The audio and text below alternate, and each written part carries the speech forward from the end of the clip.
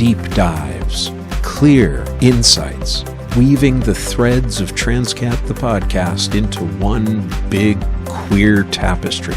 You're listening to Analyzing Transqat.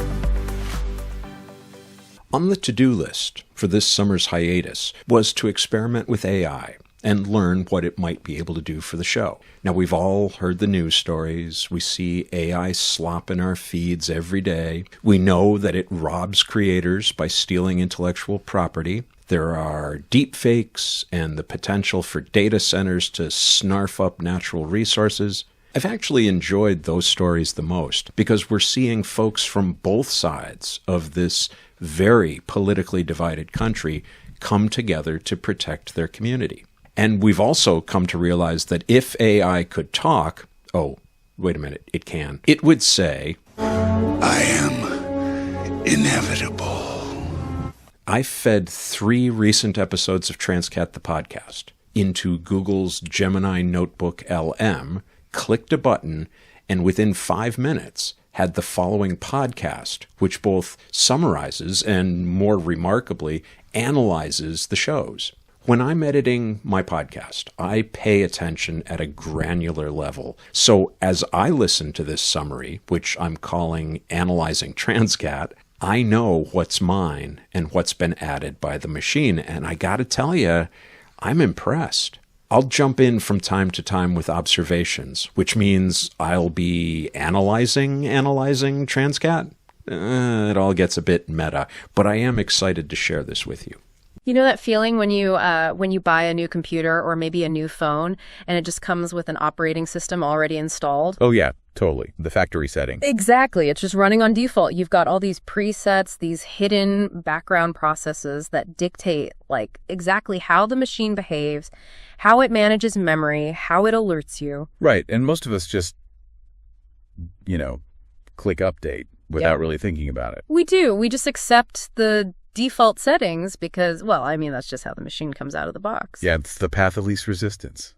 It's deeply comforting to have a system that just sort of tells you how things are supposed to operate. Right. So you don't have to build the whole framework from scratch every single morning.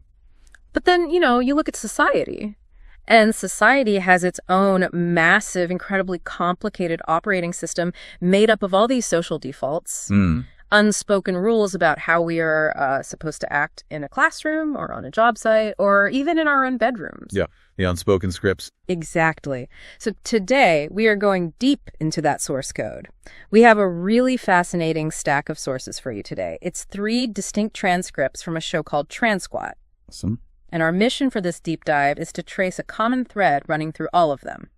Specifically, we're looking at how queer people are actively identifying the bugs in our social operating system, challenging those factory defaults, and essentially programming a better, more intentional version of those norms. Before we dive into the specifics, we should probably establish a clear framework for how we are approaching this material. Good point. Because we're looking at sources today that deal with some pretty heavy stuff. State bathroom bills, union politics, trans rights, and deeply entrenched cultural norms. Yeah, it covers a lot of ground. Right. So just to be absolutely clear with you listening, our job today isn't to take a political stance.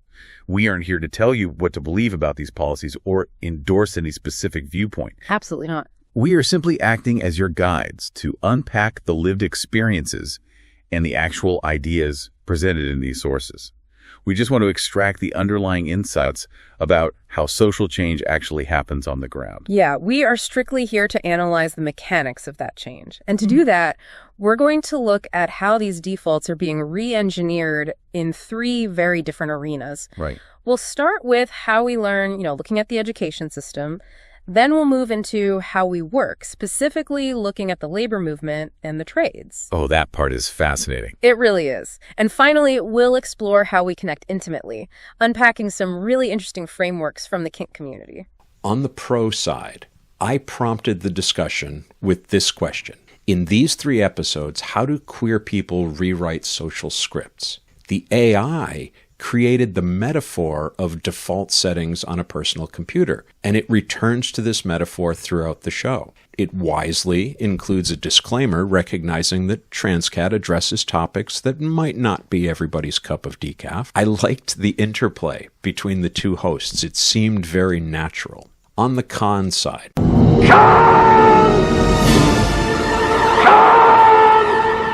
a few minor notes. At 22 seconds, there's a pause in the male host's delivery that's half a second too long. Easy enough for me to edit out, but it's worth noting that the machine isn't perfectly replicating human speech yet. The AI is gathering its information by reading the transcripts of my show. Consequently, it mispronounces the non-standard QAT for cat, which, when you think about it, is exactly the thesis of this episode. We only know the data that's been fed to us. New data leads to a fuller understanding. And a common complaint of AI, the hosts, I'm using air quotes there, are clearly white and cis. This is the default setting, the presumed normal. Well, if you want to analyze a society's operating system, you kind of have to start at its absolute foundation, right? You start with school. Yeah, the classic public school experience. Think about the traditional public school model. The baseline assumption, the core default, is that the institution is a fixed variable. The building, the schedule, the curriculum, they do not change. Right, it is what it is. Exactly. Therefore, the student must adapt to fit the institution. And if a student doesn't fit, well, the system flags them as the problem. Which brings us to our first source. It introduces us to the J.S. Bryant School. This is a therapeutic day school in Massachusetts designed specifically for LGBTQIA plus teens. And they completely flip that script. They totally invert it. They design an institution that actively adapts to the individual. They essentially removed the adversarial survival mode that so many of these teens were stuck in at their previous schools. And the mechanics of how they remove that survival mode are just so effective. It's not just a matter of like hiring supportive teachers. Right. The de-escalation is actually baked into the physical structure of the day. Yeah, for instance, there are no bells. I know, right? Yeah. Your focus and your learning aren't constantly interrupted by this harsh industrial alarm every 50 minutes, and the day begins with morning circles. Which is such a shift from the usual homeroom chaos. Totally. They do grounding exercises, literally just taking a moment to feel your physical presence in the room, regulating your breathing, to bring everyone's nervous system into a shared, calm space. That's amazing. And they have a student voice portion of the morning where students offer direct feedback on how the school is operating. And the crazy part is the administration actually implements those changes. That is radical for a high schooler. Right. Academically, they also threw out the standard departmental silos. So instead of a standard biology or algebra class, they run interdisciplinary courses with titles like personal identity and environmental activism. But, and I'm sure you thought about this too in reading the sources, I got a little stuck on their policy of having no grades. Oh, I totally had that same thought. I mean, I love the concept of removing the pressure and the anxiety of a traditional GPA. Right, it sounds great in theory. But practically speaking, when these kids apply to college, how does a university admissions office quantify a student's capacity in, like, environmental activism against a standard AP biology score from another applicant? Yeah, that is the ultimate tension of dismantling a system. You still have to interface with the outside world, and the outside world is still running the old software. Exactly. So how do they bridge that gap? Well, the J.S. Bryant School uses something called the Mastery Transcript Consortium. Okay. Think of a mastery transcript less like a traditional report card and more like a highly detailed nutritional label or a data visualization. So it's not just like a subjective paragraph from a teacher saying, oh, they did a good job. Not at all. It's deeply analytical and evidence-based. So instead of just seeing a B in English, a college admissions officer sees a mapped-out visualization showing exactly where this specific student excels. Oh, wow. Yeah, it might show a high proficiency in public speaking and critical analysis, but indicate they're still developing their creative writing skills.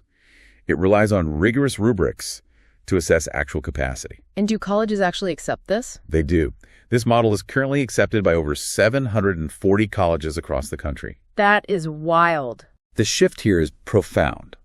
The traditional grading system focuses on proving an outcome. But the mastery system focuses on demonstrating capability, teaching teens how to be adaptive learners rather than just test takers. And you can really see the results.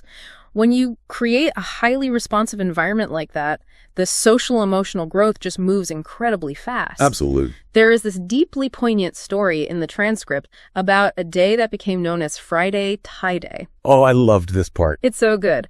So a trans student had this massive collection of neckties, and he brought a huge mound of them to school one morning. He announced to the staff that he was bringing them as an act of resistance against societal norms. Right, and notice the expectation there. He was anticipating the default response. Friction. Exactly. Friction, pushback, maybe disciplinary action. He felt the need to aggressively defend his identity. But because the environment had been totally re-engineered, the anticipated friction just wasn't there. Instead of pushing back, the staff and the other students just started laughing with him, picking up the ties, trying them on. They just joined in. Yeah. Half of these kids didn't even know how to tie a tie, so this student ended up spending his entire day teaching his peers how a half Windsor works. That's so great. By the end of the day, when the staff asked him how his act of resistance felt, he realized it had transformed. He said, it wasn't an act of resistance, it became an act of joy. He even ended up donating a bunch of the ties to the school's community clothing closet. The administration at J.S. Bryant actually refers to this approach as just-in-time therapy. Just-in-time therapy? Yeah. Psychologically, it borrows heavily from the core concept of improv comedy, the yes and approach. Oh, sure. In a traditional educational setting, a student walking in with a disruptive mound of ties might be met with an immediate no, which escalates their nervous system and forces them to act out defensively. Right, it triggers a fight or flight response. But at J.S. Bryant, the staff acknowledges the feeling and accepts the premise. That's the yes. And then they collaboratively guide the energy. And let's see where this goes. They process the emotional regulation in real time. The observation that in a traditional school the institution comes first is not literally in the transcript. AI infers this insightful point. There's another slightly too long pause at 3:10. Now, summary is easy. After all, it has ingested the transcript. But how the AI comments on it is cool. It realizes that student assessment is a potential problem, and it goes right at the issue. I get the sense that the AI is drawing on other sources here. I'm picturing a Wikipedia-style thing, where it's using hyperlinks to draw on other sources about what mastery assessment programs are and how they work, just like I do when I prep for an interview. To that end, the back and forth of the hosts isn't magic. The AI has absorbed gazillions of podcasts. It knows the format. And it is able to decide whether, for example, the phrasing should be a statement or a question. So, at the J.S. Bryant School, the institution was explicitly designed to adapt to the individual. But what happens when you step out of that curated safety and into an environment that aggressively refuses to adapt to you? That is a very different game. It really is. Big. And our second source takes us into the rigidly traditional, hypermasculine world of blue-collar trades. We meet Luca and Anna, two members of the United Brotherhood of Carpenters, and the systemic barriers they face are just formidable. Yeah, entering the trades as a queer person isn't just about showing up and doing the job. I kind of thought of it like playing a notoriously difficult video game on hard mode. That's a great analogy. Because straight 18-year-old apprentices usually get a grace period to make mistakes, They get a learning curve. People assume they belong there. But for people like Luca and Anna, they don't get a curve, they get a cliff. Right. They have to prove their extreme competence immediately just to justify their presence on the job site. It's like being asked to frame a house while simultaneously having to defend your fundamental right to hold the hammer. And the environmental defaults are practically designed to push them out. The sources detail the physical realities, like the complete lack of gender-neutral bathrooms on major construction sites. Which is such a basic need. Absolutely. There is also the deeply ingrained cultural language. The union is literally named a brotherhood. Right. The sources even note that the international union leadership dissolved their sisters network, which had been a vital, long-standing support system for women navigating the trades. And on top of all that cultural friction, there is a massive legal hurdle: at-will employment. This is a crucial mechanism to understand, actually. Most states operate under at-will employment, which means an employer can terminate a worker without providing any reason whatsoever. Wow. Yeah. Practically speaking, on a job site, this means a foreman doesn't need to build a case with HR or leave a paper trail of write-ups. They don't have to say, I'm letting you go because you're queer, which would be illegal. Right. They just say, we don't need you today. It's not working out. It masks discrimination perfectly, making it almost impossibly hard to prove. So how do you even survive that? Well, Luca has this incredible internal framework he calls a decision tree for queer people considering entering the trades. I think this is so insightful. Me too. The very first branch on that tree is a question. He asks, do you require external validation of your identity to feel secure? Because if you need the people around you to affirm who you are, a construction site will break you. It requires developing a remarkably thick skin, because feedback in that environment is definitely not delivered via just-in-time therapy. No, it is not. It is rough. Right. If a veteran carpenter makes a gruff, seemingly insulting joke about you talking too much, you have to possess the emotional intelligence to read the subtext. You have to realize, okay, that wasn't an attack on my identity. That was my warning to put my head down, stop chatting, and pull my weight. And this leads to one of the most brilliant and counterintuitive insights in the entire stack of sources. You might naturally assume that the greatest hostility Luca and Anna face comes from the older, most politically conservative workers on the site. That would be the assumption, yeah. But Anna explicitly points out that some of her absolute greatest allies, the people who really taught her the intricacies of the trade, are older men who hold political views that are completely opposite to her own. That dynamic is so fascinating. She mentions that some of the guys she fundamentally disagrees with on, like, every political issue have been the ones to take her under their wing and ensure she succeeds. To understand why that happens, you have to look at how different social scripts interact and compete. On the surface, you have a political script that might dictate, these men should reject Anna. Okay. But underneath that, running much deeper in the culture of the trades, is a class and labor script. And that labor script values hard work, capability, and resilience above all else. Ah, I see. When Anna shows up, works grueling hours, and masters the tools, her competence triggers that deeper labor script.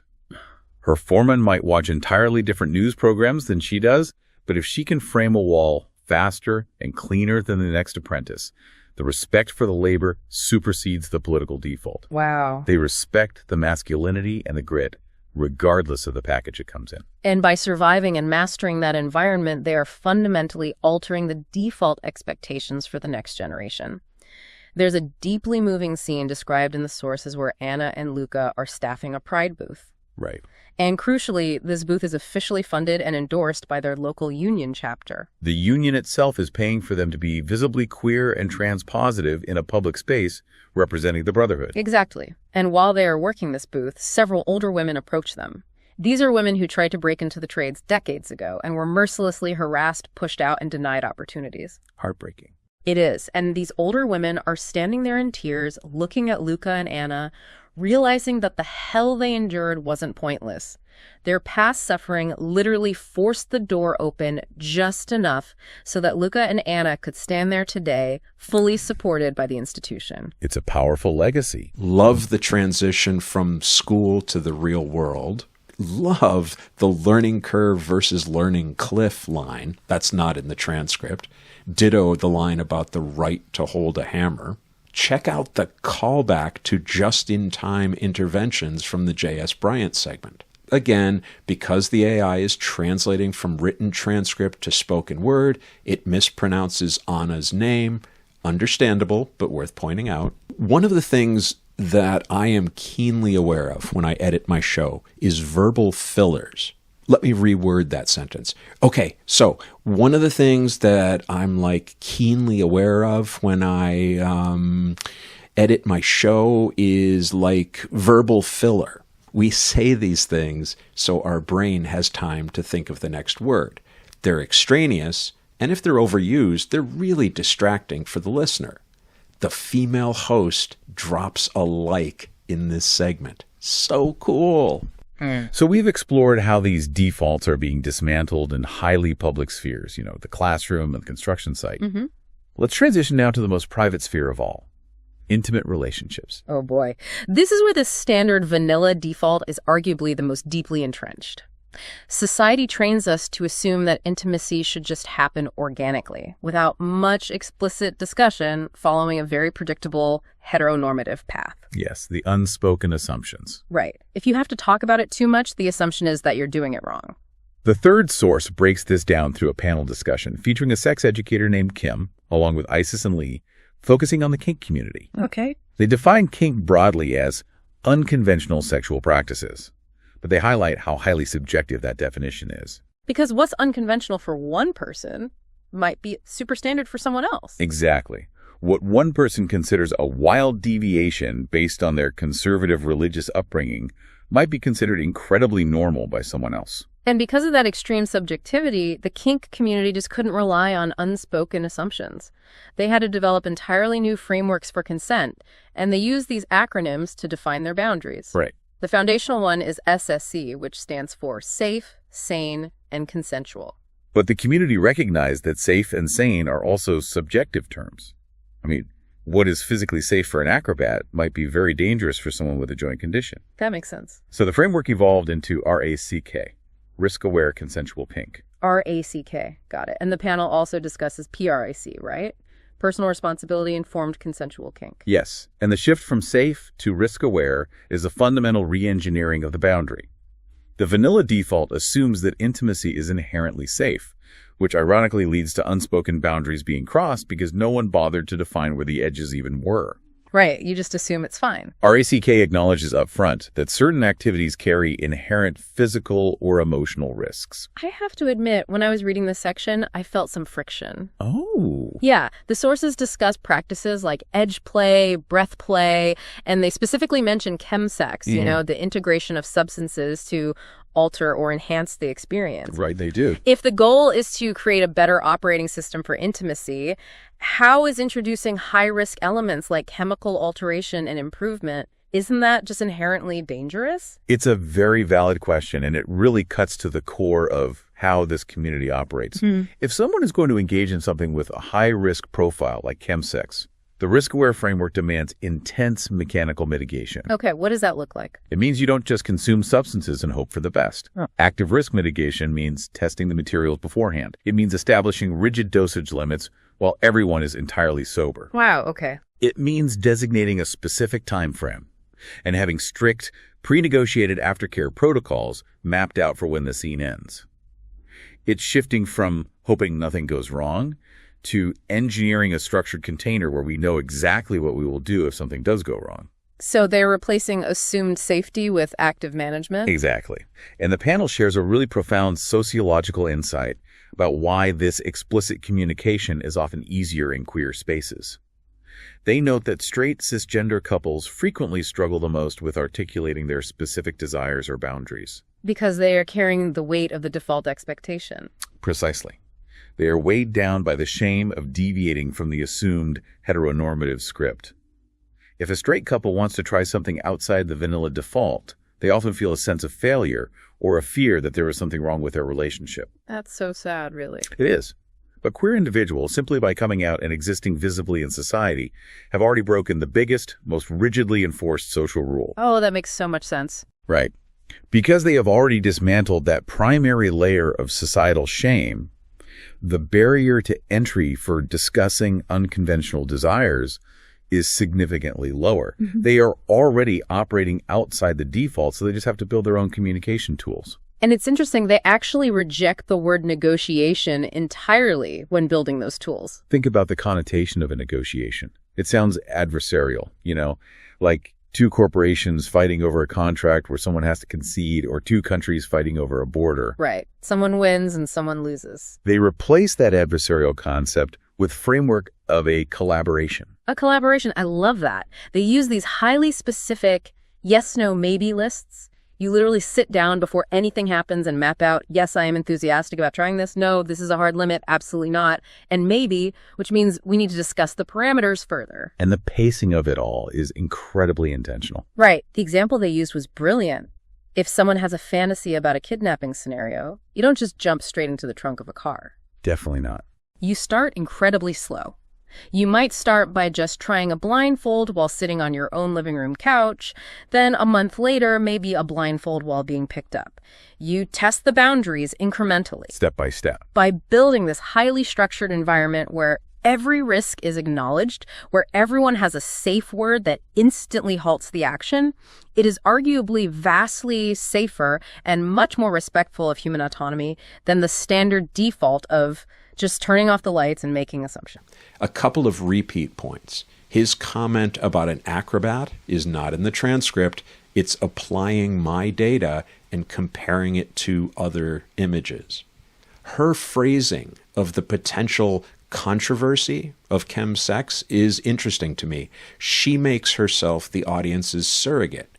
Now, I do this regularly when I'm hosting my show. She doesn't say chemsex is dangerous. She says, I was initially uncomfortable when this topic was raised. It shows an awareness of and a consideration for the listener's sensibilities. So let's sort of pull all of this together.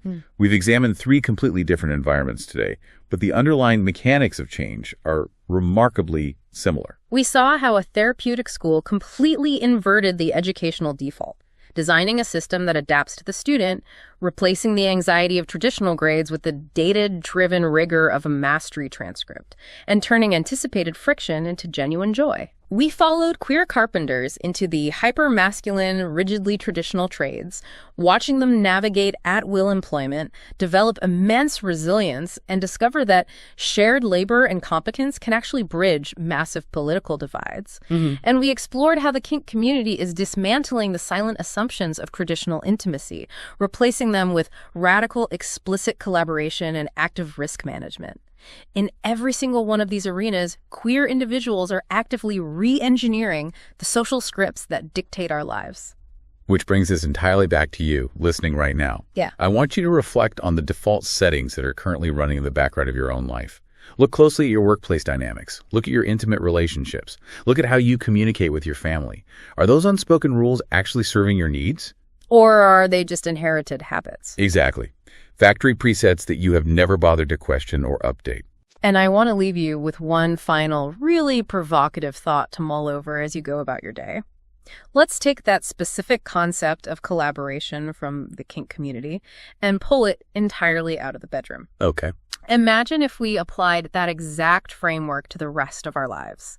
What if we approached our professional disagreements, our complex friendships, or even our most heated political debates, not as standard defaults we have to blindly follow, and definitely not as adversarial negotiations where someone has to lose? I love where you're going with this. What if we approach them as intentional collaborations? Imagine sitting down and explicitly mapping out the boundaries, the inherent risks, and our shared goals before we even begin the interaction. If we all started digging into the source code and stopped accepting the factory defaults, how much healthier could our society be? 2 final thoughts on this analyzing Transqat experiment, which, by the way, I'm going to continue to use if I can think of creative ways to do that. Did you notice that the AI understands the 5-paragraph model for persuasive writing? It states a clear and insightful thesis, namely, social scripts are default settings and they can be changed. Paragraphs 2, 3, and 4 support this thesis by specific summary and analysis of the source materials. These paragraphs are strengthened by recurring references to the initial metaphor. Then the final paragraph shows that we have proven the thesis and reflects on possible applications for this new learning. The second observation is that Transqat is doing what I want it to do, regardless of who is or isn't listening. Think about the intellectual rigor of the discussion you just heard. Think about the AI's word choices. Transqat has substance. It has a degree of gravitas that comes across in this analysis. Now, my show can, I hope, be entertaining, but at its heart, it's the product of an educator, and that is the Transqat brand. It's not about me. It's not about being controversial, although that would probably get me a larger following. It comes down to the observation that the female voice uses at the end of the episode. How much healthier could our society be if we were just willing to change the default settings?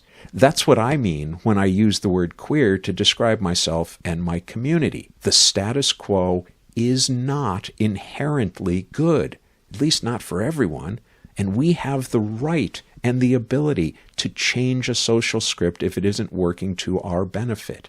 That's what Transqat is all about.